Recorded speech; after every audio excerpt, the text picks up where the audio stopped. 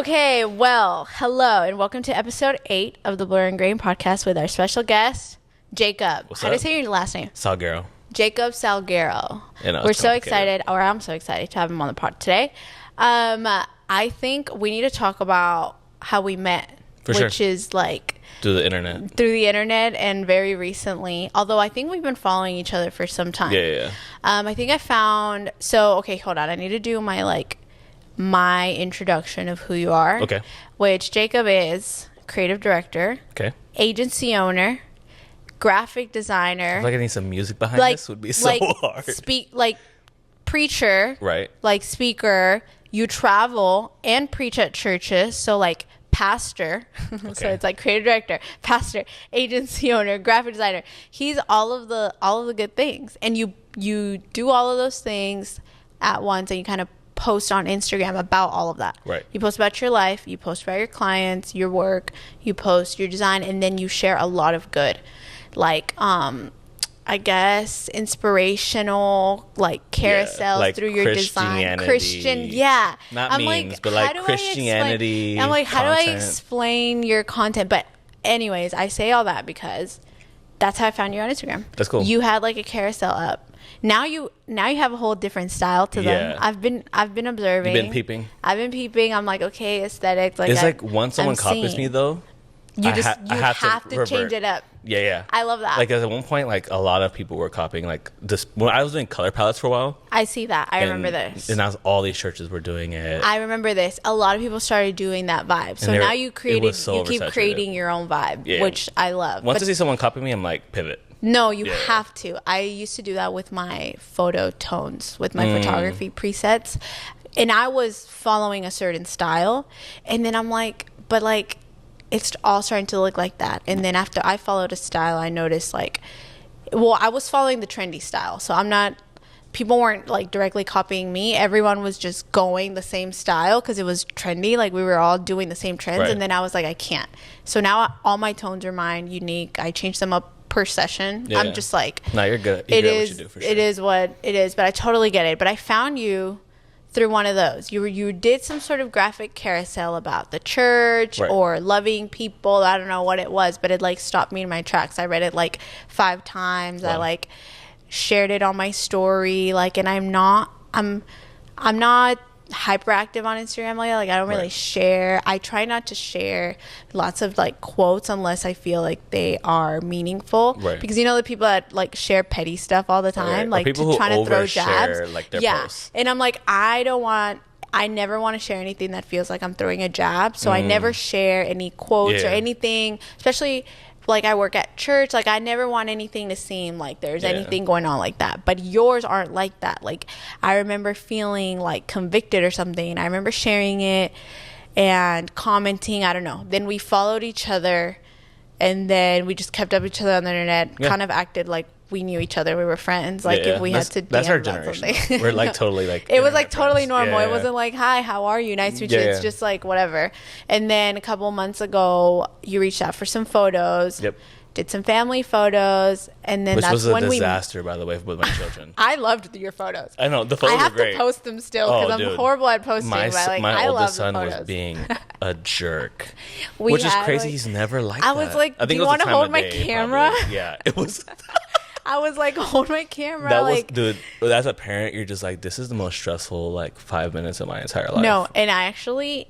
Especially because I first met you too, so it's like there's something in you. It's like I'm trying to have a good first impression. I don't want her to think I'm a chaotic father. I don't want her to think that I don't want her to think that I don't know how to control my children. You know what I need to start doing for my episodes? I need to start giving Eunice a mic. Like, you know how people do that? You know how people have someone in the back? Yeah, you're like Jamie from. She was at my shoot.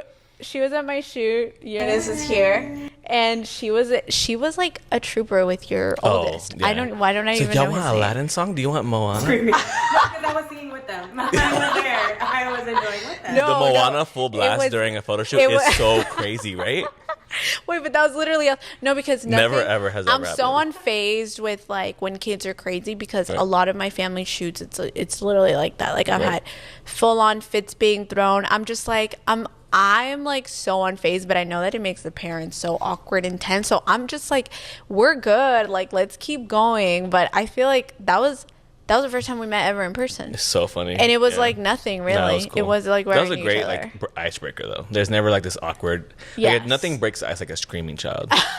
Right. Facts. But I think I found you through Hermine Johnson. Oh, duh. Like, oh, she's a He's just the most popular person. Oh, yeah. He's like, absolutely. He's famous. No, he literally is famous. He's street famous for sure. No, he literally is. Yeah, and then I saw you again at church conference. I didn't know you were going to that leader I didn't know session. either until that day. And I was actually sitting there saving seats. They told me like sit here and reserve seats. And then like we got to talking, and then I felt bad because you were like, oh, I'll sit right there. And I'm like, oh my God, I'm actually reserving seats for people that I didn't I'm not used to that. Like I always go to small church. I'm just like, whatever's open's open. Yeah, no, I also I'm small church life. So I'm just like, okay, wait, there's a section and I have to like kind of respect the vibe. No, I feel that. That's kind of how we met, and that's my interpretation of what you do. Yeah, that's good. I mean, I want to hear that's from like you. The best. So I go and travel and preach when invited, obviously. Like I'm not an itinerant preacher. Yeah. Which is like they make their money traveling and preaching. That's not what I do. Okay. But like every time I go preach somewhere, it's literally that. Like someone goes up there and like, there's this guy, dude. He does graphics and he loves God and give it up for Jacob. About it. Yeah. Give it up for Jacob. I'm like, what in the world? Like no one knows how to introduce me. Yeah. Which is kind of dope. Kind of like that. Yeah. So agency owner. I own Tomorrow Creative. Awesome. I've been doing that for 3 years now, full time. Then I do social media, so you can say I'm a content creator. Okay. Part time like YouTube. I want to do YouTube so bad. YouTube, it's committing to it. That's hard. I know, it's so hard. I'm like, I have a YouTube channel and I used to do vlogs, but like just the constant filming and editing is just like. I have some cringy ones from when I was like 18. Bro, like, I went and bought fireworks or stuff like that. No, dude, genuinely, I have like a bloopers reel, and my friends, like, it'll be like 3 a.m. Everyone's like, awake doing whatever, and they'll send it to me. Like, I'm just watching this right now. I'm like, oh, God. It's like cringe. It's super cringy. Bring it back. I have to. So YouTube, and then I'm trying to do Twitch right now. I saw that this week. Yeah. And so you're like, designing I'm live. Committing to this. Yeah. And are people like, I have like 50 followers right now. Okay, great. And have you thought about doing TikTok live? I thought about it. It's pretty easy actually to do both at the same time. I feel like you should try it. I mean, and then TikTok does like a bunch of incentives for creators that are doing that, and like I don't know how people get views, but they get views, and there's a whole market there for that. Sure. So yeah, I'm trying it. So that's what I do. I'm a father, husband, so 2 kids, 1 wife. Been married for 6 years. Great. Yeah, I'm not a Mormon. Not Mormon. Have you seen? Okay, I don't know. This is just a podcast, so we're chilling. Yeah. Have you seen The Secret Lives of Mormon Wives? Yeah. It's the season 2. I just finished it like last week. Okay, you haven't even started. What season did we just finish? Just 2. I think just 2. Yeah. Okay. You don't have to have this in here, but we have to talk about it. That we brought it up. No, yes. Okay. How are you gonna miss the reunion as Demi? Like Demi? Well, I read I'm on vacation. That she's not on season 3. She's not on season 3. Yeah, she just announced. I read this. But she just announced like last week or like 2 days ago. Yeah. We need to get you a mic next episode. No, we really do. Because next thing you know, I'm bringing Turn your voice note on. Yeah. Your voice memo. Keep the commentary on. Because like this is great added energy. Wait. I'm so sorry for bringing this up, but it's definitely. No, wait. Yeah, I wanted to go back to. Here, I don't know, but I wanted to go back to. I don't know how I got here. Wait, okay, yeah. Oh, I said 1 wife, and then I was like Mormon. 1 wife, okay. You have 2 kids, 1 wife. You preach. Yep. All that stuff, and you're an agency owner, and now content creator, and trying to go live. My main thing is agency owning, content creating. And that's the full-time job. Is that your bread and butter? Like my side gig. Okay. Like I'll do it for homies. Yeah. Or like my role is I'll do it for friends. Or a really dope church that I always wanted to go to, or a dope city. Yeah. So if the church is like... You're not like looking for speaking I don't have any booking like link. I don't have... If I pull up to a city, maybe I'll be like, hey, I'm here for like 2 weeks. Like if you want me, I'm here. Or whatever. Yeah, totally. But like I'm not... I don't have any... You can't book me, basically. Yeah. Like you have to know me. You're not like promoting yourself like that. It's also exhausting. Like I love preaching. It's one of my favorite things to do. But just traveling... Being nice to people the whole time. Yeah, because it is, you have you know, it's your image. Like you are gonna be on the stage. Like you can't like be rude. Like, and you're not trying to be rude, but sometimes you're tired. You just came in from traveling. Like that's probably hard. You have your kids. Like I'll be like changing diapers and have to go like be nice to people like right after. Oh, that's hard. But like that's why I only do it for friends now or whatever. Yeah, just to your own pace. Like I guess through the years you can find like where your passions lie and like where your strengths are, and like it doesn't have to be. Every door that opens for you doesn't have to be like you have to take it like 100% of the time and commit to it. Like you can just be like, oh, I don't really love doing that. That would happen to me with like, I mean, I'm a photographer. I can take all sorts of shoots, but I'm like, here are the ones I enjoy. For sure. And like I weddings? don't have to. I do. It's like a lot of work, right? Yes, I do like weddings. I love shooting weddings, but I can no longer shoot them at the pace that I once. Yeah. Like I burned out and I was like, I hate weddings. Because like what, 500 photos average? Maybe? No, like less? 7 to 1K. Wow. Yeah, it's like 8 why would you need that many hours photos? to 12 hours. Well, do you have all the photos from your wedding? Like 700? No, because I didn't hire like professional wedding photographers. Like my photographer lost the SD card. Yeah. No. That crazy for I had a good team. I had a good team, but they weren't wedding photographers. They were just photographers. So it was did just their best. Yeah, it was just a different time. Which actually, do you know him, Brian Edwards? Oh, he's based here.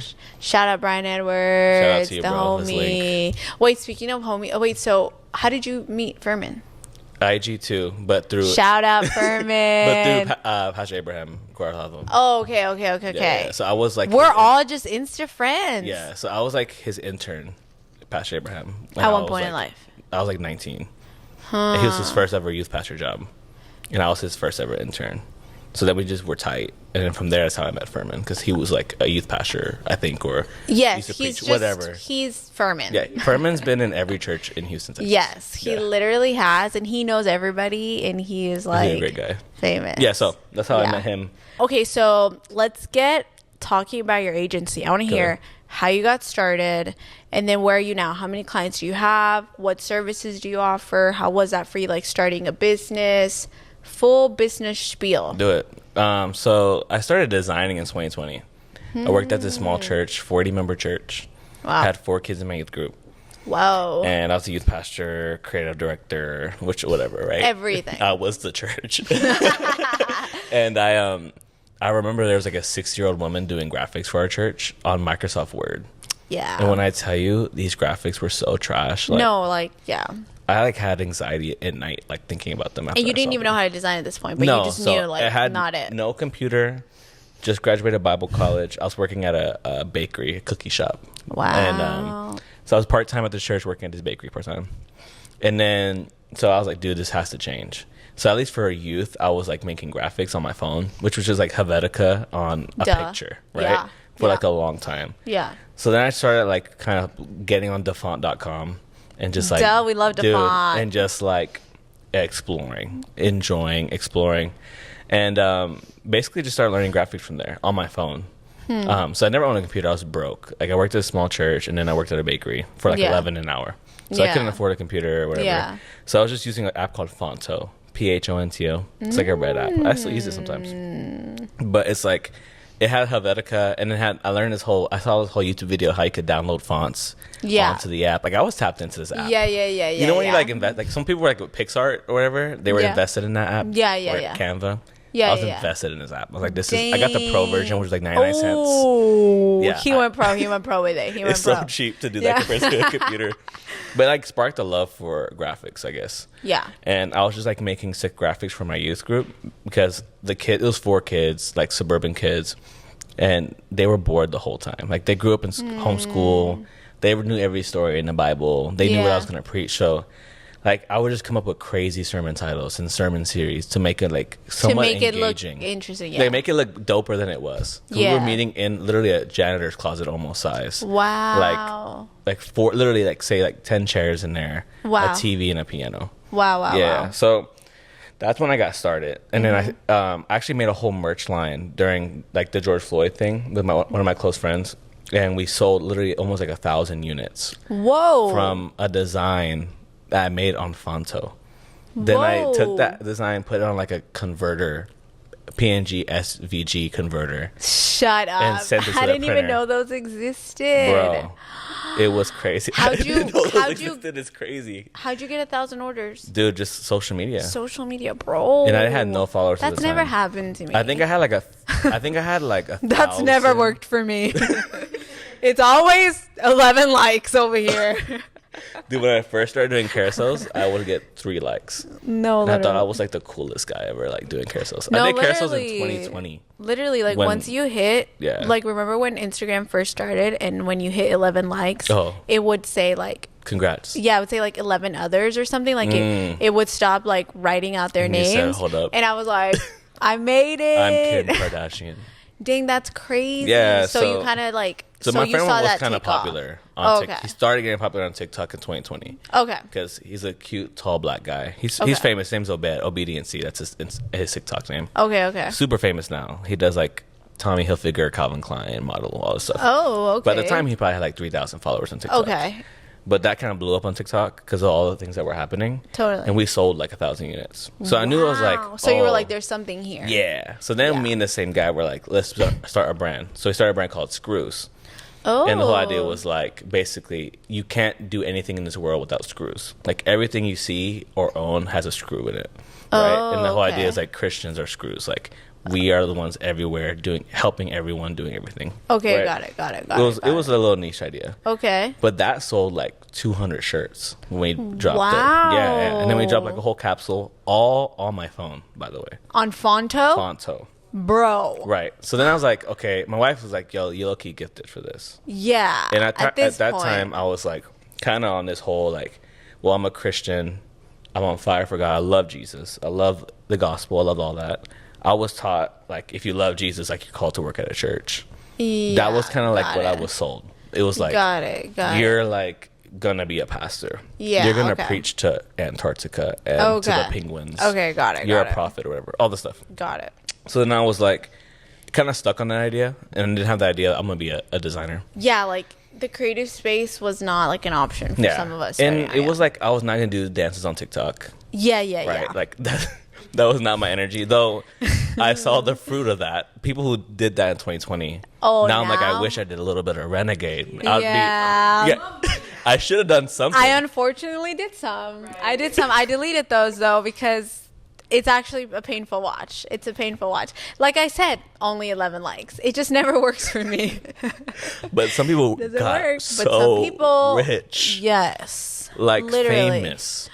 Yeah. So anyway, so from there I started getting like reached out to like from big churches to do graphics. Wow. And big churches, I'm saying like 1,000, 1,500 members. Yeah. Which is still big, but Which like is huge not for like us, what obviously, but like the way we grew up. but something like that size, like something like for me it was huge, like 1,500 member church. Yeah. It was kind of notable, whatever. Yeah. So I'm making like sermon series, bro, Dang. from my phone. On Fonto On still? Fonto still. Bro. So let me tell you this whole. I guess we could intro to tea time. Yes. But like, so I got a job offer from a homie of ours in San Antonio. They're like, hey, we want you to be a creative director. He's pastor. Now this church was probably like 400 people. So I went from like 40 to 400. Like Shout we're out up Fonto. now. What's up? So I went from 40 to 400, right? And in that, like they interviewed me, right? So I went to San Antonio, sat down for an interview. They said, "Are you proficient in Photoshop, Illustrator, Premiere?" I was like, "Hell yeah!" I was like, literally, I'm not lying to you. I'm not lying to you. Like dead face. Yeah, I'm proficient. Like I'm like I lied to the pastors for a pastoral position. OMG. You're like, I pull it up right now. I'm super proficient. Yeah, actually test my knowledge. So they were like, the interview, they loved me. I rizzed them up. Pastoral riz. Yeah. So they like offered me a job. They gave me a computer. And they For were the like- first time. Yeah, for the first time. Yeah. It's like, it's like back to the Mormons. It's like the tablets, right? Yeah. And I'm like, this is crazy. So so from that moment till the day I started was like 45 days. So I had 45 days to move from Dallas to San Antonio. Yeah. I learned Photoshop and Illustrator in 45 days. Yeah. You were like, I was like on God. you were speaking by faith when you said yes. Yeah. When I was when I was childless, when I was childless, I was like grinding 2 a.m, like learning graphics. Yeah. And my wife was like, "Why are you always learning graphics?" And I'm like, "Dude, because like I want this. Like I got this job, I had to learn." So I learned, And that's when I got to that church and basically was their creative director for the first time. How long were you at that job? Literally like a year. A year, yeah. Okay. So at the end of that job, bro, the youth group was booming. And we went from like 25 kids to like 300 kids. Wow. Crazy. From like social media. Like kids were coming from like stuff we were posting on social, like to the church. Wow. It was crazy. But like that kind of like in that, I feel like the Lord told me like, hey, like your season for like being a pastor is done. Yeah. And like it's time for you to be a graphic designer. Like I literally heard the word be like put down the microphone, pick up a computer mouse. So I got a job offer from like multiple churches. One was fellowship and one was this dentistry. It's called Mint Dentistry. Have you ever seen the billboards? We make sexy teeth. Yes. So they offered me like stupid money to just be their designer. So things didn't work out the other job. So I was like, I called them up and I was like, hey, do y'all still need a designer? And they're like, yeah, how much are you looking for? And I just asked for like 10,000 more than I was making at the church. Yeah. And they're like, oh, that's nothing. We'll add another 5,000. Wow. So I went from like, it was 15,000 more than I was making at the church. Okay. So I was at the dentistry. At this dentistry. Okay. Right? Mind you, these people were super rich. Like it's the largest dentistry in the South. Yeah. Anyways, so they take us to the highest building in Dallas, Texas, 70th floor. My office is like a view of downtown, 70th floor. Wow. Like this crazy thing. Give me a brand new computer. So that's when I started learning the skills for everything. And that's when I learned marketing. That's where I learned. Yeah. Like this guy was a master marketer. Learn how to buy ads. Learn Facebook. Because they're well established. Right. And I just took that time to learn. How long were you in that role? So I was there for almost like 3 years. Oh, wow. Yeah. So in the middle of that. This was after your youth pastor creative director role? Yep. Oh, so this is where you really learned design, everything. Marketing. So that's when God told me, hey, you need to drop the microphone and do this. So I literally and that was your season to do that. Yeah. Like literally just like grinded graphics. Like wow. I mean, I was the only graphic designer on that whole company. And so at that point you learned everything. From like print billboards work, to print to like large scale, just socials. I was getting bored, right? Yeah, because you're right. And also, but 3 years is a lot for like a creative. But in that's when I started posting, because I was your stuff. Like you started posting your like Christian all takes content on the thing you do. Because I was like kind of getting like not insecure, but like sad. Because like I would be at this cubicle, which was not a cubicle. It was like I have a beautiful view of downtown. Yeah. But I was in this office, cleaning people's teeth on Photoshop. Yeah. While my friends are like preaching at all these conferences. Yeah. Like, and that's your calling at the end of ministries. Your calling. Yeah, and I felt like that was the only way to. I was taught that like I need to be a preacher. Like, yeah. And so my wife, like basically, my wife's Latina, Mexican. But like savage, because there's two Latinas, right? There's like the comforting grandmother vibe, and then there's like the spicy Latina. Yeah, right? yeah. And your wife is a spicy Latina. And she's like, well, you need to stop crying, stop like looking bad at yourself, stop looking down on yourself. Like, if you want, she said, grow up. Yeah, basically. And she was like, if you want to like still preach, use your graphics, use your phone. Like, if you have social media, use your phone. And that's when I started. Oh my gosh, I love being a wife because I did the same to my husband at one point, but not like that. He wasn't crying or anything like that. But I was like, what do you want to I was like, what do you want to do with your life? And he was like, make films. And this is the first time I'd ever heard him say that. And I was like, okay, well, let's do that then. Yeah. And like I went out and I bought a camera and everything, and it's really having someone makes all of the difference, because you push them a little bit, like vice versa. Like as wives, like we push our husbands, but like husbands also believe in us and the things that we do. So that's crazy, because she was in your life at that moment and she helped kind of like get yourself out there. And she saw like that gift in me when I was doing the phone stuff. Yes. And I didn't see that. I just thought, oh, whatever. Yeah. Like, it was whatever. She saw your passion and everything. And she's not very, like, ministry vibes. She's very much, like, the reason why I know so much about Mom Talk and all that. Like, she's very much tapped into pop culture. I told her, so I remember when Mike Todd invited us to meet him, right? She's like, who is this guy? Like, oh my gosh. That's literally the same with my husband. Right. He doesn't know anything. Like at one time, he was at a music video shoot and like the artist showed up and he thought that was the hairdresser. That's awesome. He like had no idea that was like the artist. Like he'll literally have no idea. It's refreshing. I'm more like I have a general idea. I'm like stalking people. I'm like, oh, I know who you are. I listen to your music. What'd you say? Show me, talk to me. So my husband's like literally the exact same way. So she She didn't even know who he was. It was crazy. Like, she didn't know who it was till like maybe 2 hours before we got there. How did you get this invite? Just Instagram. He followed me on Instagram randomly on a random day. And I told him, like, I texted him, like, yo, I'm going to Tulsa. Like, I'm going to Oklahoma. Oh, you DM'd him? Yeah, because we were DMing at the time. Okay. I DM'd, like, yo, I'm going to Oklahoma. It's going to pick up a baby chair. Like, let me know if you have, like, time. I don't know. What are you preaching this Sunday? Whatever. Yeah. Then, like, he didn't respond for, like, I think 4 or 5 days. Yeah. Then he's like, if you're here, like, pull up. Nice. And I was like, cool. So I get there. The church was like 4 hours long. I was like, this is like the longest. Like, I committed. I'm not Pentecostal like that. 4 hour service? Bro, like, I showed up late too. Right? Dang. So I'm about to get into my car. My friend called me. He said, hey, Mike he just was reminded. He saw you in the crowd. Like, oh, like, come meet him back here. And went through all the security. And he gave me some of the best game, like, wisdom I had, like, in years, in that time that you got. And honestly, it's a good way to segue too, because that's a big reason why I started my agency. Literally 2 weeks after I met Mike Todd, I quit my job because the dentistry job. Yeah, because you were like, I'm gonna go for it. Well, because he was like, while you're young and while your kids are young, you need to take steps of faith, like big risks. Yes. And he's like, you need to do it now. Yeah. And I was like, oh, that means to quit my job. Like, yeah. At that time, I was already having clients because I started blowing up a little bit on social media. I think at that time, I had like 10,000 followers. Yeah. And I already met some of my heroes. I was working for some big churches. Yeah. And then I had like 2 retainer clients for the first time. It was like $1,500 a month. Yeah. And I was like, I'm on. Like, yeah. Chilling. I had, you were like, put some respect on my name. Made it, right? 2 clients. So then I was like, okay. Yeah.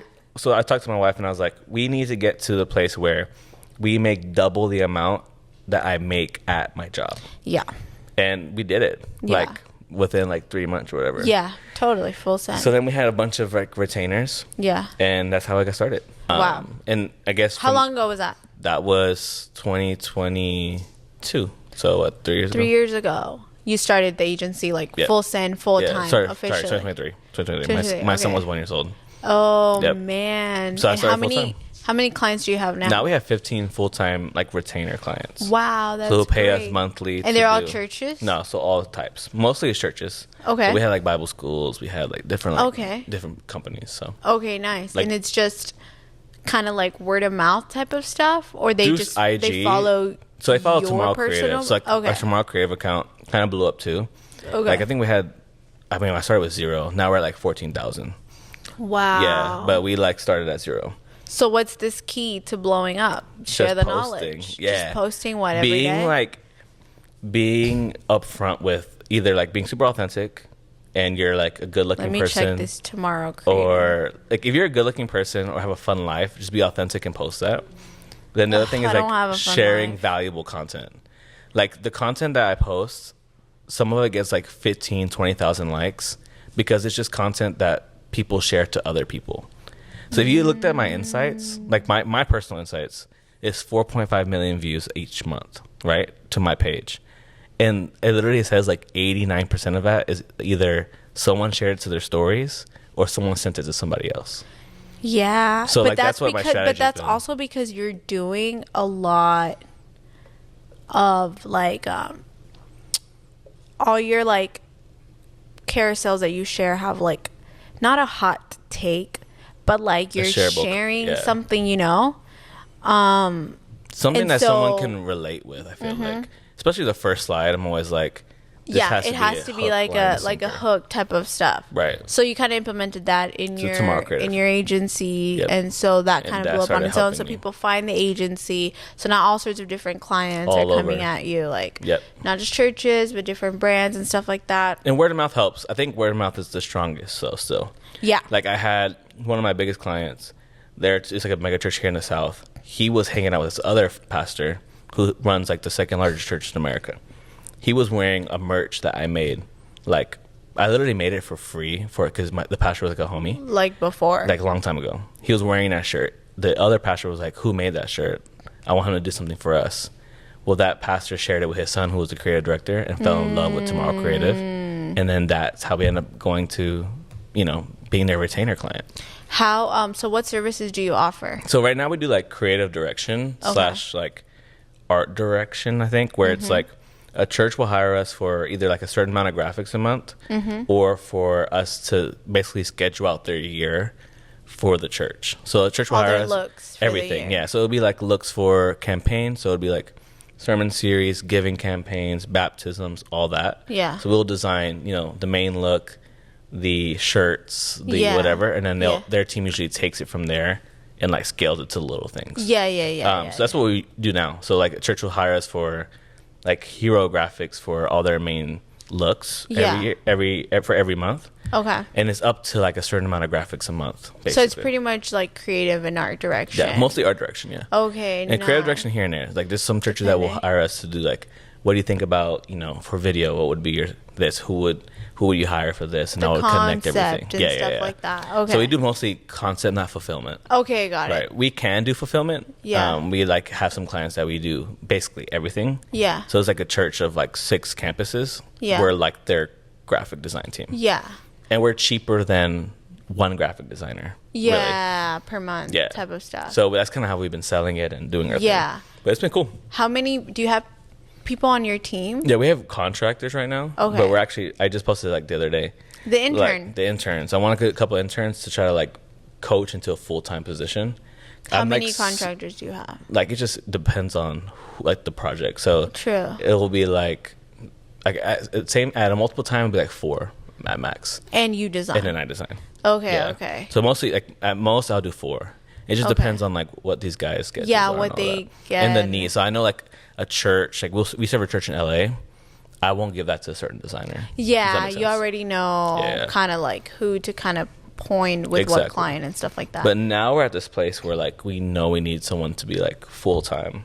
Like this is someone that design. Needs to design. Okay. Full time design, and then I want to have someone full time social media because like it's making us so much money. Yeah, and I'm doing it. Yeah, and like you're doing your own and the agencies. It's tough. That's a full time job. Yeah, no, it literally is. But it makes us so much money. That's my personal struggle is like posting. Yeah. I'm doing everything else, but I just like cannot post. It's so hard. So like doing social media, that is very valuable. Yeah, and to do like valuable content every single time. Yes. It's like sometimes no, and it requires a lot of brain capacity because it's like, okay, how do I want this to sound? Obviously, we take into account like it should be shareable. It should be like, and that is like, your brain kind of has to be working at a certain speed, but then you're also like making the stuff. So it's just like you almost can't focus on the strategy side of it if you are also creating everything. And it's like, it's a dance. Like as small business owners, like we do it, but like when you think about how much more optimized it could be if you had someone just thinking social and separate from someone that's just creating, it's like, dang. Yeah. It's like the sky's the limit. So I feel like those are important. Deal. It's like your first hires. Yeah. Like I remember there's this vein doctor that I kind of get mentorship from. He owns like a huge vein clinic in Dallas, multi-millionaire. And he just told me like your first big mistake would be like if you hired the wrong person. Yeah, and he's like, you gotta hire the right person. So now he told me like basically figure out what your culture is, who are you as a person, what do you believe, and like the model we have for our contractors is like you're hiring hustlers. Like literally like in our pitch deck is like congratulations, you hired a hustler. Because like my whole thing is like we are like I started this while working a full-time job while having children. Like we're grinding, like we're not playing games. Like like I worked my butt off. I didn't come from money, didn't come from like I earned this. So I want people to have that ownership mentality. Right? Yes, 100%. That's literally like I can, I've worked in many different capacities. Like I've been a photographer, like hiring other contractors to shoot gigs with me, and then like I've worked at like my church / corporate job where I have like different people in teams, and like you can tell the ones that get it. Yeah, like you can tell energy the people never lies, bro. That are like working hard, having the grind, and then the people that just don't have it. They just don't have that like. They're just not. You have to just tell them exactly. Yeah. I'm like, I call it. Me and my friends call it lucha. Yeah. Where it's like no, that person has lucha. And we already know. And it's like, it'll be like even at church. Like we'll have conferences. We're there till like 4 a.m. We got to finish the recap. We're not gonna we're gonna post it a week from now. It's like no, it needs to be posted the next day. Like for momentum purposes, and it has to look and it has to have this and we're grinding it out, and not everybody has that trait. So that's honestly one of the most important things to like look for, because you can't teach that to people. Like, it's a work ethic thing. Some people have it, some people can develop it through years, like 100%. It's not like, you know, you're 16, your first job, and like you already have all the grit in the world. Like, no, but that's one thing that I've learned. It's like work ethic and critical thinking skills. Like, as a leader, you will like exhaust yourself trying to teach people. Like, if they're not thinking critically, like, they're just not gonna do it. That's good. So those are like two traits that are like so important to look for. So I agree 100% with your mentor person who told you that. So you're getting ready to hire full-time people. And I want to be clear when I hire too, like, this is not for the side gig person. Yeah. Like, lock in. Like, the time that you give me. Like, the time that you give me, like, let's say you give me a year or two, especially with creatives. Like, it's very rare to find a creative that's gonna stay at like doing something for more than like 2 years, honestly.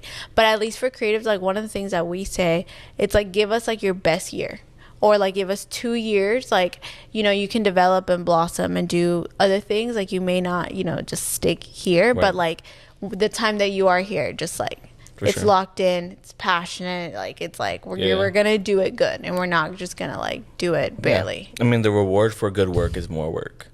Right? Like, if you do good work, even if you're at a job for a year, like, that work will, like, for like when I worked at a small church that no one knows of, that work led me to this. 100%. Right? But because I did good work. Like, I put in good work at everything that I did. Nothing was half baked. Like, and I think that's like a good segue to freelancing, because it's like there's like this huge temptation with a lot of people to like freelance and build my own business and be a creative and do the same thing. But not everyone's built for that. No. And I feel like you have to have a tenacity, a hustler mentality, a hard work ethic.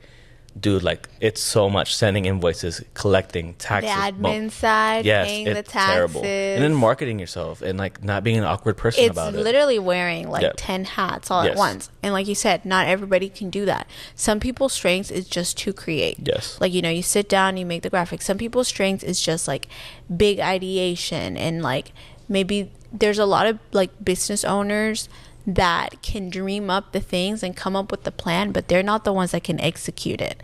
Like, they need strong administrative staff and operational staff, you know, that can do all the things, run the numbers, but they can't like do it themselves. And if you, like, I have always said this, like, if you want to start freelancing, you're also kind of like starting your own business, and you have to be, especially in the creative world, you have to be almost like equal parts creative and good at like admin and business stuff, because you can be like the best creative ever, and then like you said, you're not marketing your business well, you're like behind on taxes, or you're blowing all the money, you're like don't have, you know, a budget that you're following. Or you can be like very good in the admin side, but like you're missing the ideas, the vision, the things that bring everything up to life. So it's like you kind of have to be good at both of them, or have a team or someone around you that can kind of like pick up, because it's not as glamorous. Freelancing's not as glamorous. Sometimes I feel like people make it seem, especially now on TikTok and stuff like that, you can say like, oh, well, I made $15,000 last month, and it's like, yeah, but that was a good month, right? You know, you're not showing the low month. There will always be a low month. You're not showing how you have no health care. Bro, you're that one on freelancing, that one killed me. Like, it's like, can't go to the doctor, $500 to go to like a specialist, like, and it's like, okay, well, everyone wants to show this big glamorous thing, but it's like, no, like, getting all of that stuff is like, it's like a whole other grind on its own. I feel like you should freelance once you like feel like there's such a demand for you, like for your personal eye and your look. That's when you should freelance, and then you can set guards on yourself on how many clients you have. But most there's always people, a risk aspect for sure, and that's the biggest problem is that. So you're not going to be on top forever. You're not going to be popping forever. But you learn how to, especially for me, I'm like, okay, I always have a conversation within myself, like, what happens when Instagram dies? What happens when this influence fades to something else? All I have is like good relationships with the clients I worked with. So before I became an agency and after, I know because I do good work and I've had good relationships, someone's always going to call me in some aspect for the specific need. Yeah. Right. And some people just kind of ride their high that they're popping. Yeah. And it's like, that's not a like concrete way to build and it'll anything. end. Yeah, it will. I mean, we see that all the time. Even like there's businesses that boom, big brands that boom. Like and then, Labubus. Yeah, and then you're like, what happened to Labubu? then you're like, then it's like, it's no longer relevant. Right. You know, it's just like a phase. So you have to think, that's the thing with freelancing. Like, it's more than just a trend. It's like, you know, you're starting a business, and if you want to sustain it, you can't just be like kind of like riding off, For sure. you know, the trendy and all of that stuff. But let's say someone was thinking about starting to freelance right now and they're listening to us in this conversation. What's your biggest tip for those that are looking into freelancing? My biggest tip would be get your systems in order first. Like, how are you going to collect money? How are you going to invoice? How are you going to project manage? Yeah. Because like you can get like 5 new clients in a month, but not know how to do all of that. Yeah. And it will mess you up. And it'll make you look bad. Yes. And especially invoicing, how you get paid. Yeah. Oh yeah, you could cash at me. Bro. Wait, dude. Like what Zelle. are we? Okay, yeah, we're not Yeah. a taco stand. Yeah, I know. The best taco stands use Zelle. Yeah. Right? No, genuinely. But we're not a taco stand. You gotta have it. You gotta have everything. I was so Right. passionate about that when I was starting out my Oh, business. dude, I want my invoices to look like pristine. Yeah. I want my emails to look like all those things. Like you're not texting LOL. Like look professional. Yeah. Those things. I think that's really important. Systems, how you invoice, how you collect your money. Like even thinking about how much certain booking places take from you. Yeah, or the merchant services. Yeah, because you can get like a client that's $10,000. Yeah. But the fee is what, 3.1. Yeah, you only yeah. get $7,000. Or Yeah, whatever. Like yeah, it's so yeah. crazy. Like Totally. it's like how much money am I actually getting? Like people, like businesses get killed off of that stuff. Yeah. And I think it's also like what stage are you in life? Mm-hmm. Like if you're under 25, personally, I'm like you shouldn't freelance. Because like low key, our brains are not developed, especially guys. Yeah, But it's like you should go and learn under something. Okay. And under someone. Like, yeah, because you had 3 years Yep. of that full like Grind. marketing job. Yes. And so that kind of gave you a foundation. You didn't just go straight into freelancing one day without Right. having some sort of like corporate knowledge. Right. That's actually a really good tip And that I it's don't like, hear it's often. okay to be like do it slow. Yeah. And that's something me and my wife were talking about when we first started. It was like I could have done it before. Like I could have jumped Yeah. off the train, took a leap of faith. Yeah. But I was like, the wise thing to do is to keep learning. Like I'm under Yeah. a multi-million-dollar organization. Like Yeah. in my position. That's a great tip. Dude, in my for position, sure. dude, was like I was accessible to the owner. Yeah. Like the owner would come into, he's obsessed with marketing. He would come in and just literally spit game for like an Yeah. hour in the morning. Yeah. So I'm over here taking notes, learning from Yeah. a dude who's a millionaire, who I want to be at, right? Yeah. So I think a lot of young people, you're creative, you're doing videos here and there, you're probably making $400 or $500 a shoot or whatever. Yeah. And you feel like, You feel like, oh, I can do this full I'm time. that guy. Yeah. I can make 1 video a week, pay my rent, work from Bali. Now, mind you, I work from Spain and Italy. Yeah. I do that a lot, but I work to the point where I can do that. But Yes. I think a lot of young people they'll see my Instagram and be like, oh, like what? Like you're always in Europe, or like you're always on the go. They didn't see those 3 years. Right. In the They didn't see, cubicle. back to 2020. Like they Yeah. didn't see me, bro. I would make graphics for my sermon notes after I washed all the dishes at the cookie bakery shop and closed up the shop. Yeah. Like I would make some of my notes while waiting for someone to pick me up because I didn't have a car. Yep. Like things like that that no one sees. No one. But they taught me. It taught me things. It taught me how to like. Also, it's like persistence. Yeah. I guess for freelancers is like, are you willing to continue to show up, give your best work, even when you're tired? When it doesn't feel Yeah, even like when the exciting. project's not exciting. Like I have to make a flyer. Yeah. No one's excited about making a flyer. No one's excited. But it pays the bills. Yep. You have to be persistent. Yeah. And people get excited. I'm gonna do a project. I'm gonna do a video, a music And give video. your best work, big client or small client. Yes, that's you good. You literally never know that small client could be friends with someone or could know someone That's or good. something. And it's like, no, it's not that you give your best service to just the big clients or the fun and exciting ones. It's like you give it your all to That's like good. literally everything. Yeah. No, that's really key. I've actually never heard that, but that is so true. It's like maybe get some corporate experience first, kind of learn the business or marketing or whatever, even if you're like start off as an intern or something like that, and then, you know, after like 24, 25, like then dabble into freelancing. I've actually never heard that. I hear more of like, just do it, just go for it. And it's like, you know, it is so valuable to get that like corporate knowledge, because you're essentially starting your business when you start freelancing. So you, like I was saying, you kind of have to know a little bit of the bit. If you're learning for the very first time, like invoicing and customer service and sales, there's also a sales aspect of being a freelancer, and learn how to communicate that. Yeah. And sales is a whole science in its own, for sure. Like with like closing the deal and all of that stuff, where it's like, okay, this requires more than just the talent of your like creative craft. There's like more that goes into it. So I feel like that's a like literally great valuable tip. Everybody take notes. Don't start freelancing until after 24. Well, there's like everyone who's huge like started like just getting into the room. Like Virgil Abloh went to school for architecture, then he interned at Fendi. Kanye West started just doing music but also interned at Fendi. Like these great artists like of our time, they gained experience. They were interns at one point. And next, you know, they're heads of luxury houses. We think like, I have good taste, I'm gonna post on Instagram. I listen to, I'm about to pop off. You know, I listen to McGee and I'm cool. Like, I listen. What's the new thing? Not performer. What's it called? They drink matcha and they read a book. What are those people called? Male performers? What is it? Oh my goodness. I haven't heard of this. You haven't heard of that meme? No. They just had a contest where it's like, oh my goodness, what's the name of it? Male, I think it's like performer or whatever. Anyways, that sounds so weird. But anyways, like this whole thing where it's like men like drink matcha, like listen with wired headphones and like read books at coffee shops just so people can see them.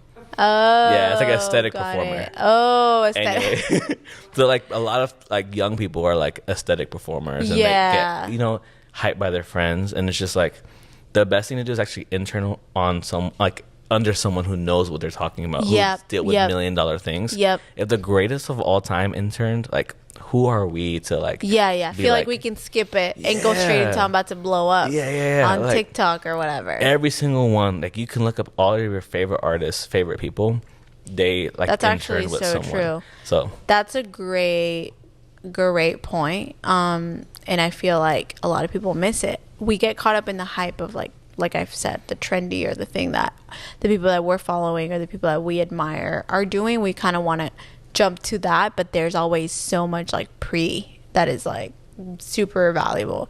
I also wanted to talk about, okay, so you do a lot of work for churches, and I want to get kind of like nerdy in the church world right now. This is a good because pod. This is like a... Is it? We're vibing. Oh, we are. Because I don't feel like it's an interview. This is like on our phone. Because I don't feel like it's like an like interview, editing. right? I feel like it's more like this is a combo. This is not spontaneous because I can't plan stuff like that. I it's like just that. not who I am I feel you. to like plan. For I'm sure. just like, no, we're gonna go one thing. I have my bullet points and we've done literally almost all of them. Go on. But I do want to get nerdy in the church space right now because I work at a church. I'm very passionate. God, like, kind of like totally redid my life like 5 years ago because I was like doing my business full-time, photo, video, weddings, all sorts of gigs, and then out of nowhere in the same week my husband gets 3 different emails about full-time job opportunities. Wow. And we were like, what the heck is this? It was October of 2019 and we were like, we're not looking for anything, we're like thriving, full on getting clients, shooting like 30-40 weddings a year, not even thinking about a full-time job. We're like we've been married for a couple years, we don't have kids or anything like that, so we didn't feel any pressure to do anything.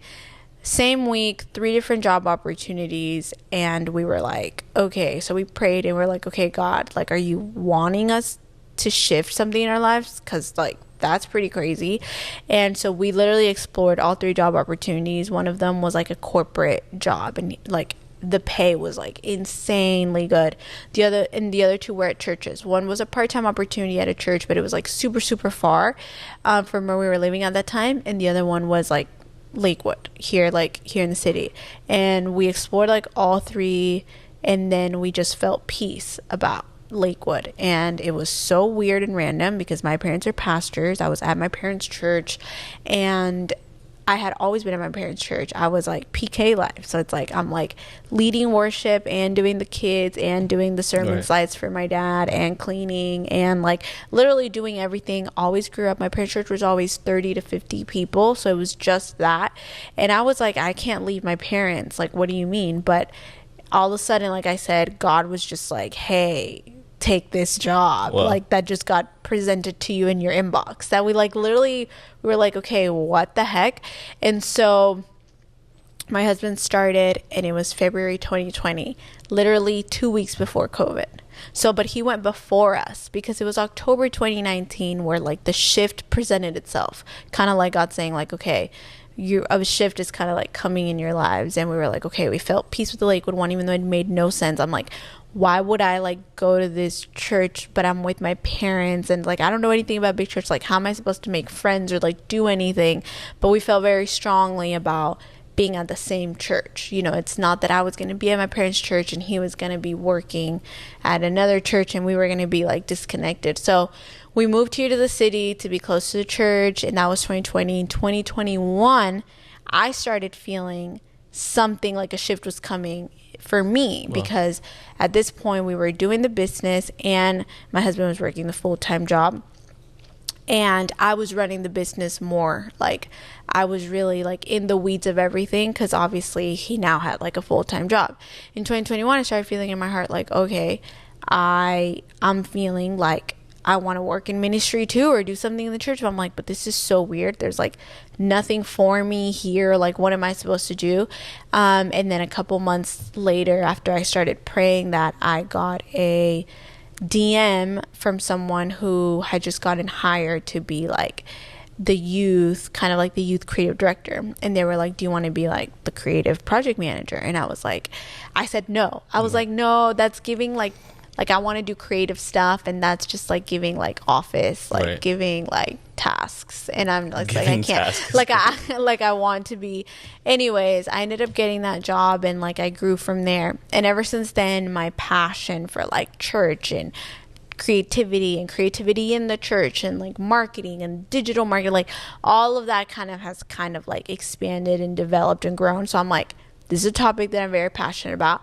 And I feel like, you know, I like to be up to date with the secular trends and church trends all at once. Like, I like to be like, okay, this is what these churches are doing, but then I'm like, this is what these big brands are doing. And like, I'm subscribed to different newsletters, and I'm like, but there's something about someone who works with all sorts of different churches, big and small, and you do their creative stuff, and you do like kind of their marketing and stuff like that. And so I'm like, I'm so curious to hear your take on a couple of things, starting with, what do you feel like is the biggest need right now in the church, in like the digital space? I remember you did a lot of Gen Z stuff. That's how I started at the beginning, and you did a lot of posts about helping other youth groups navigate promoting youth. But now that you don't just do youth stuff, like what's your take on what churches do too much of and what they need to be doing more of? That's good. Yeah, I kind of evolved from the Gen Z person because I got older, I had kids, got more involved in church again. I think in the premise of that, when I was doing Gen Z stuff, was very much like Gen Z speaks the language of aesthetic. Yeah. And like they're visually, like they see things visually. Yeah. And I felt the church at that time, which I still think now, but the church at that time specifically, a couple years ago, was like, we don't care about aesthetics. We don't care about branding. Yeah. And I felt like that's lazy for a church to do that. Yeah. I feel like the church of that time, especially in COVID, I think COVID showed a lot of the world, like the church was not creative. Like it showed because churches were barely getting onto live stream. Now, churches like Lakewood, Transformation, whatever, these big churches, they're in the 1% of churches. Like the majority of churches in America are under 100 people. So like the majority are under 100, then the next is like from like 100 to 600. So when you think about those churches, that's where my passion came from. Because when I got saved, I came from a medium-sized church. Then I only worked at smaller churches. Yeah. So bigger churches have the money and maybe the more freedom to think about how to creatively do this. I felt that smaller churches were not putting any energy in it. Where it was like, we're still stuck in 2007 doing Canva, whatever works. That's like the mantra for churches, I feel like, is like whatever works. Like whatever gets the job done. Yeah. So that's why I was kind of speaking. Just get the word out there. Right. With youth ministry, but specifically creative. So that's when I was doing the Gen Z stuff. I was really trying to give initiative to like, let me try to help you make this simpler so you can, as a 100-member church, 200-member church, be sick. Like, we're in an age where you can be aesthetically creative with no budget, really. Yeah. Like $9.99 Canva. No, like, literally. You just need an eye. Disposable cameras. Right. We're in an age where anyone has access to Polaroids. aesthetic, to Yeah. all these things, and for some reason the church is still behind. Like, Yeah. not the church of like the big churches, but even big churches, to be fair. Yeah, But sometimes. a lot of the small churches, it's just like we're still behind. So we're losing generations of people because we don't like prioritize creativity. So that's when I started talking about it. And I feel like the greatest need is a connection to what speaks locally to the people of their congregation. So even big churches, I see a problem with this, where it's like, I'm creating to compete with another big church rather than I'm creating to connect with the people that are in this room. In my church. Right. Like the demographic that shows up Exactly. to my church. Right. Because if I'm a small town in Alabama or a small town, say in Texas, and then you're sending inspo for a graphic that was made in LA, Yeah. it's just not speaking the same It's not language. clicking. Right, Yeah. right. It's not clicking. And I think the issue is like, we created this like competitive culture, because now I think it's corny when like someone puts me on like a Christians creatives page, or like back in the day it used to be called Pro Church Media, now they're called something else. But like I would get on those pages and I would feel cringe, because like I don't want to be the best in the church. I want to be the best in the world. And we don't have that mindset as a church. Our mindset is, can I be better than this church? Can I be better than the church in my Niched neighborhood? inside the church. Yeah, so now we have Christian creatives, which I hate that whole term. Like, we should have the ability to create so well that non-Christians like buy what we do. Yeah. And that's what I mean for our business. That's how it's been. Like, Yeah. we literally worked with Grammys, NFL, different things. But all I did was church. But because I was excellent in that, like to the point where like I wanted to be different, not churchy, not like in the niche, I was totally different. Because of that, I opened these other doors. Does that make sense? Yeah, totally. So I think and like the way we communicate that helps like lost people kind of fit into. Okay. And I think that's kind of where I've been at. Like the greatest need is like, does this connect with my people? Have we like actually thought this through? Do we have a creative process behind like intentionality behind the designs? Or is it just like trying to like rip off or do the other Exactly. churches, or like try to one up? But I think it's really just like, let's get it done. That's the mentality a lot of churches Always have. on that deadline. Right. And it's like, let's just get it. And then there's also poor planning by pastors and executive leaders where it's like, you know, we need a graphic in 20 minutes. Well, you're going to get a trash graphic that, you know. Yeah. Or we need a video. You've been there. Like, you need a video in like 5 minutes. Like, you're not going to get the highest quality.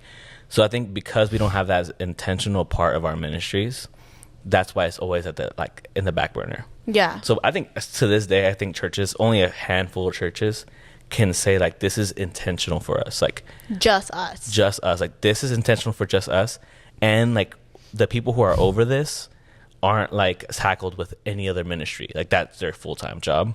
Yeah. Because what happens is like, you'll have like a young adult pastor who's also trying to directly create and be creative director, or like a youth pastor trying to creative direct their youth camp at the same time as pastoring kids, or a senior pastor. Like, I made a whole post one time. I was like, your senior pastor does not need to critique the graphic, because it's like, he is busy. He's not thinking through. He's like writing sermon, talking to the executive team, doing the stuff that needs to be done, and not like nitpicking like a video. Why are we like, nitpicking a graphic? Like, go visit a hospital, right? Yeah. But I think for smaller churches specifically, like some of these guys work a full-time job. You're not thinking about the intentionality of a graphic and the brand awareness and the essence. They just want to get the information out there. Exactly. It's like, hey, promote the baptism, like whatever. We could boil it down to two things. Intentionality by big churches who have the money. Being intentional by connecting with people. Okay. And then their people. With their people. Yeah. Smaller churches, it's just about having a care for it in general. I think there's the tension. Yeah. Because bigger churches understand it, because their brand is bigger and is more places. Yeah. But they have this like competitive nature, or very much like, how can we look like who else is big? What in are they industry? all doing right now Right. that we need to kind of, Right. yeah. And I think it's like in business, like the ones who pop off are the ones that are doing things against the grain. Always. Right. And then Tomorrow Creative, one of our core values is like we swim upstream. Like we swim against the stream. Like we swim the other way. Yeah, yeah. Like everyone's doing, I remember when everyone was doing reels, I'm like, we're doing carousels. Yeah. Well, everyone's doing this type of font, we're going the other way. Yeah, yeah, yeah. Everyone's doing this style. That's exactly what we're not going to do. Yeah, we're running the opposite because that's tension. Yeah. And like with tension comes attention. Yeah. 100%. So like for us was like we're always creating tension. And then we saw, because I remember when reels were like, everybody was like, do reels. And then it went to carousels are performing better than reels. Right. And like now people put text on top of their phone. Like, and it's just like. Yeah, graphics are back. They used to say graphics was dead. Yeah. Now we're up. They had said that. They said that. We're up. We're up. I literally can't. Okay, wait. So. This is a perfect setup. We've talked about all of your life. No, I'm kidding. Not all of it. What you do, where you're at, all the different jobs that you've had, your agency, your clients, all of that. I'm sure you've lived a couple of different things in your day and age. So we're going to start our tea time segment. Come on. I'm ready. Which is where you share some tea, some behind the scenes. I know we had kind of talked about two different aspects, but I think we'll keep it one for time's sake. Which one was? I don't remember. The like a story about the dog.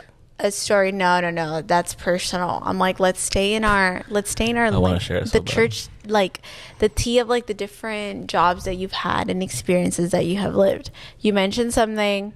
I forgot what story. There was like a church staff meeting that you may have gone here we to. Go. Like, okay, so. Tea time about an experience you've had on staff at a church. So I worked at this church. I was the only brown person on staff, genuinely. And I'm not exaggerating. Like, in this, how many people were on staff? Over 50. Okay. Yeah, it was a massive church. Probably 100, probably. And probably like 30 or more part-time. Yeah. Only brown guy in the creative space.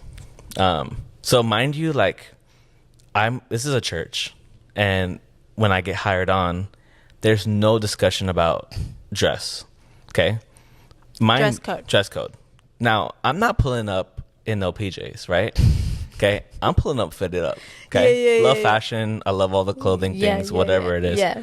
I can dress like for the occasion. Yeah. I'm not pulling up a slob. Like I'm not pulling up like Galleria on Saturday morning. Right? Like I'm He said Galleria on Saturday morning specifically though. Yeah. So it's like the Elmo PJs. Like what are we doing? Yeah.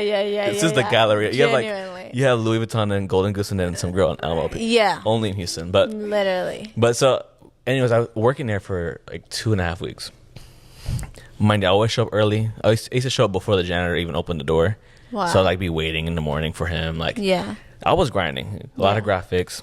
But randomly in the middle of like the day, it was like a random day. This was on scheduled in the meeting. Like everyone, we're going to go to the main sanctuary. We have a message from our pastors, right? Oh. So we're all in a row. Mind you, again, I want to emphasize I was the only like urban person there. Yeah. So what I was wearing a giant like hoodie. Mind you, it was like 20 degrees outside. So I'm wearing a giant black hoodie, kind of like the Yeezy style, just jeans. And I was wearing Jordans, like Jordan ones. Mid fit, like today. But back in that time, it was great. Like if you're wearing this outfit now, get checked, right?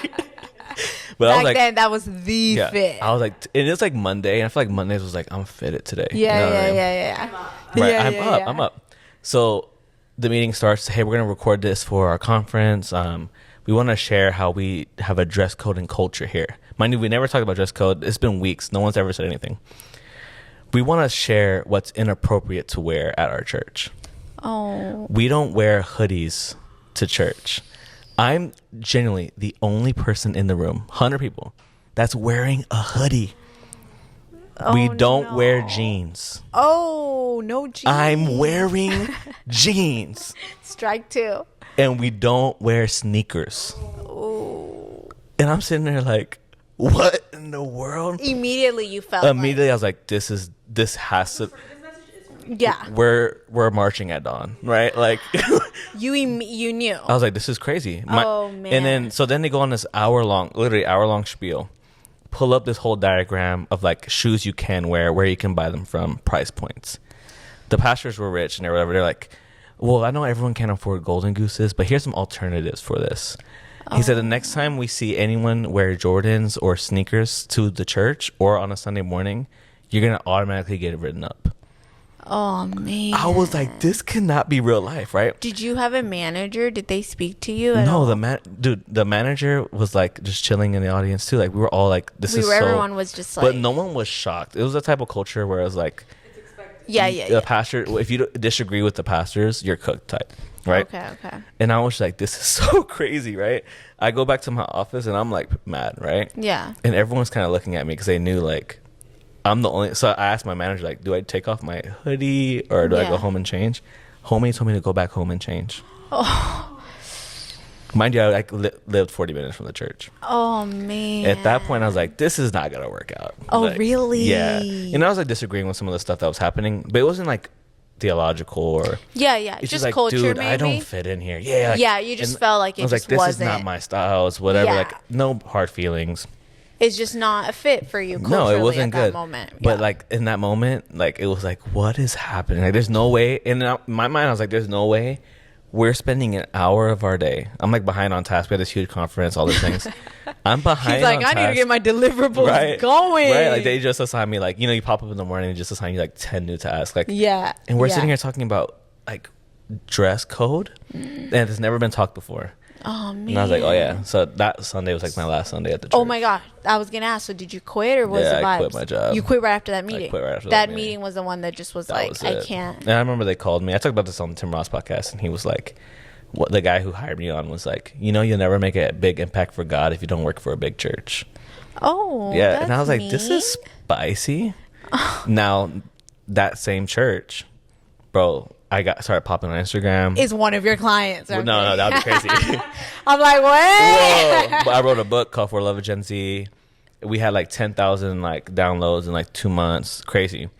They named their conference, youth conference, For the Love of Gen Z. Ooh. In the same colors. Like my book was blue and yellow. They just inverted it. It was yellow and blue. Oh, man. Same fonts. Like it was like That is for some tea, bar, you guys. Match for match. Oh, man. But we survived. God is good. God is faithful. Listen, you can't, people are going to be funny. People are going to be people. One thing that I've learned, people are going to be funny. You just keep on going. You take the high road. That's good. My pastor always says that, and I've like put it to practice a lot, and it has never failed me. I'm like, you just take the high road. Don't even, sometimes I'm always in between. Like, do I confront? Like, when people are being funny, I'm like, do I confront? Do I let it go? Do I confront? Like, it's always that dilemma. Like, have no idea which way to go. But like, consistently, I've just been like, okay, I'm going to give it to God. I'm going to give it to God. I'm going to give it to God. Next thing you know, years later or something, it all goes full back around. And the people that were being funny, God dealt with them in the ways that only he could, and then also God dealt with my heart in the ways that only he could, and then it's like, okay, full circle. It didn't have to like create some drama or stir anything up, just kind of letting it go, letting God do its thing, letting it run its course. Because one thing I've learned, people are going to be funny, especially once you start doing stuff, doing business, freelancing, getting yourself out there. It's just kind of like gets worse. And people I remember, are messy for sure. No, literally, I've always had a hard time. I'm like a people pleaser, and I love everybody, so then I want everybody to love me naturally. But one time God spoke to me, and I was like, I got this big prophetic word about, that God would like kind of like take me to different places, and I didn't know what that meant, like growing my clients or like what does that mean, right. But it was just basically about like God's gonna grow my influence or whatever. That doesn't mean like becoming an influencer or like known or anything, but that just meant in my sphere, in my circle, that God would do something in my life. Then I would be so beaten up by like people and their funny behaviors. This is what I like to call them, funny behaviors or interesting behaviors. And then one time God, I don't know if through my husband or my mom or someone, I don't remember what it was, but they were like, how the heck is God supposed to grow your influence if you're like beaten up by one comment or one person doing something funny to you?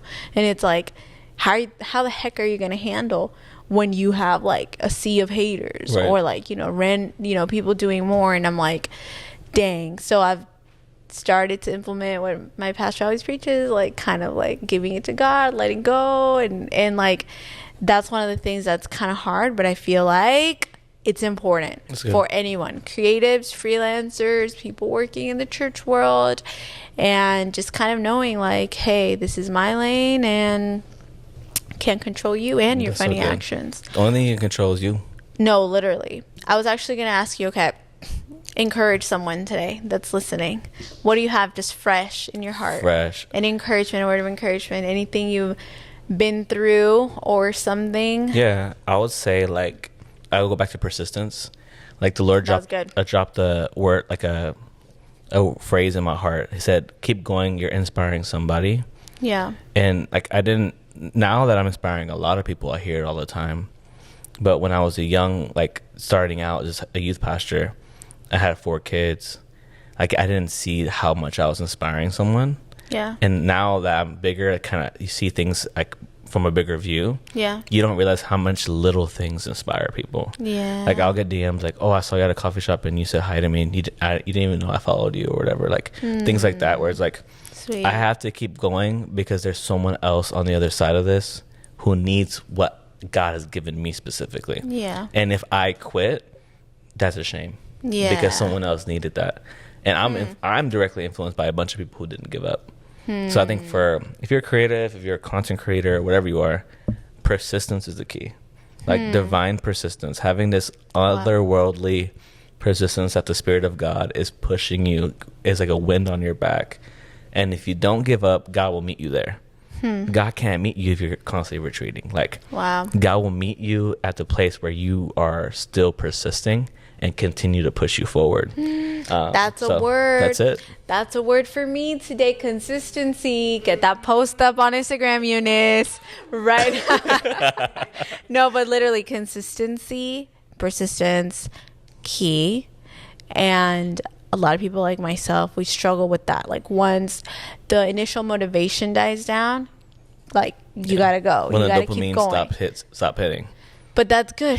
God will meet you there, right where you're at, and help you and push you forward. You just got to keep going. He gives you the vision for it. Someone always asks, I used to ask myself all the time, how do you know what God has called you to do? And that big question. And one of the pastors at my church once said, you are called to do what you have vision for. And I was like, that's so good. Whoa. So now every time I have vision or an idea or something that I feel like a passion for, I'm like, I know God's calling me to this. That's so good. Instead of that questioning, like, am I supposed to? I'm like, no, you continue to give me vision. And I'm like, I'm going to keep going. And then the persistence kicks in because sometimes you don't kind of want to. And so like that is the key. But yeah. Well, thanks so much for sharing your knowledge, your life story. We just yapped for honestly probably about 2 hours. My husband's changing the memory card for probably the 3rd time. But give it up for Jacob, everybody. Anyways, so that's the end of the episode. I'll see you guys in the next episode. We have 2 more left in season 1 because this was episode 8. See episode 9, episode 10 coming. Remember to follow on Instagram and TikTok and subscribe on YouTube. Blur and Grain podcast. Okay, that's it. See you next time.